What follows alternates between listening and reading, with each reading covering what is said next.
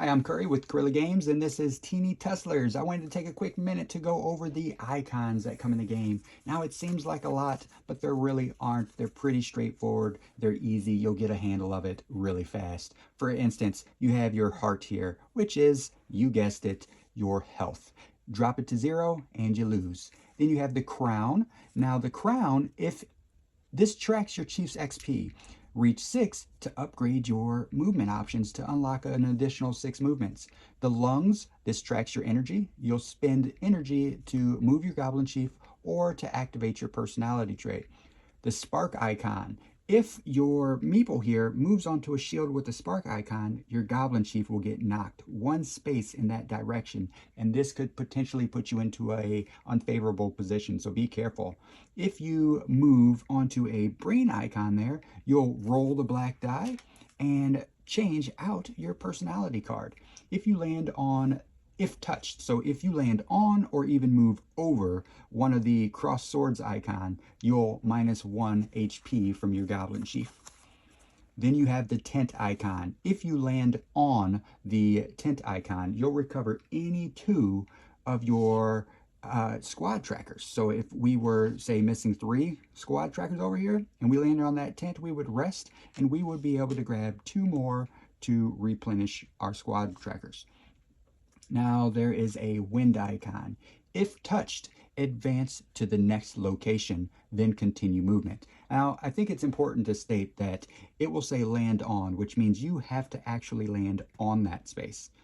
And it'll say if touched. That means if you cross over or land on at all, that'll happen. Now, there are some movement options where you can completely ignore it and go over it.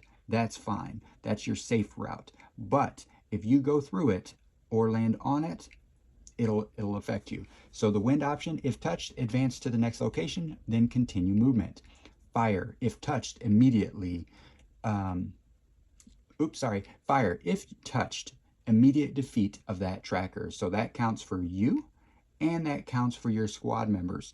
Now, that is not a minus HP situation. That's a instant loss situation. Same as if you were to get knocked off the grid. Instant loss. Then you have your foot icon. Land on to repeat current movement pattern. Place tracker at end of second movement. So let's say we used this movement pattern and we went 1, 2, 3 and we had that foot icon. We would repeat that movement pattern in any direction that we choose, but it has to be the full movement pattern. Lastly, on this card, we have that shield with the arrows, and you'll face that when you are on the last section of the game. If you landed on this shield with this guy here, you would spin this card 180 degrees and you would continue your movement, and every time you landed on a shield with that arrow, you would again spin the card until you found your way down to the bottom here. Now, that's the card for the base game. Then you have your expansion icons that come with the Teeny expansion, and I put together this little card here just to squeeze them all onto one. So what do we have? Well, for starters, we have the river. So the river icon, if you landed anywhere on this river, you will get washed in the direction of the arrows to the end, and then once at the end, you can choose which direction to go into if you have an arrow pointing in multiple directions. Then what we have is the arrow at the beginning here. Anytime you land on a row, you will roll the die. There we rolled a 5, so it would go 1, 2, 3, 4, 5. It would land on this space here. If we were there, we would take 1 point of damage. If we were anywhere in before it, we would be fine, but if we were actually on that space, we would take 1 point of damage. Then you have your TNT. Anytime a tracker lands on an adjacent space of TNT, you will also roll the die. So we rolled a 3.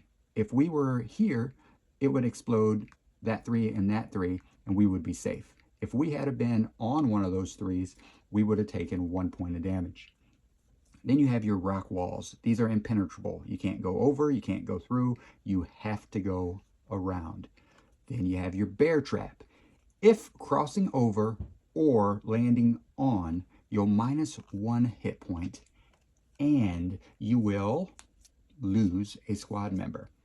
Then you have, last of all, the hostage. It's really small on this space here, but if you land on a hostage card, you will be able to reuse one of your squad members. And so once you gain that tracker, you would just stick it right next to there, and there you have it. That is all of the icons for both the base game and the expansion. Now, I would like to note that there is a possibility, I am still tweaking, so there's a possibility that the expansion icons will change slightly, but that's the game. Teeny Tusslers. Hope you enjoy.